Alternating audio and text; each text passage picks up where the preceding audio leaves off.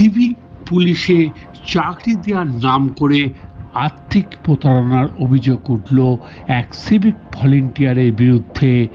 অভিযোগের ভিত্তিতে কোতোয়ালি থানা এলাকা থেকে গ্রেপ্তার করা হয় অভিযুক্ত সিভিক ভলেন্টিয়ারকে। ধৃতকে শনিবার পাঠানো হলো কৃষ্ণনগর জেলা আদালতে। গত 31শে জুলাই কোতোয়ালি থানার লিখিত আকারে অভিযোগ দায়ের করেন দীপঙ্কর হালদার নামে এক টোটো চালক। অভিযোগের ভিত্তিতে শুক্রবার রাতে ওই সিভিক ভলেন্টিয়ারকে গ্রেপ্তার করেন পুলিশ। পুলিশ সূত্রে জানা যায়, ধৃতের নাম তারক দে।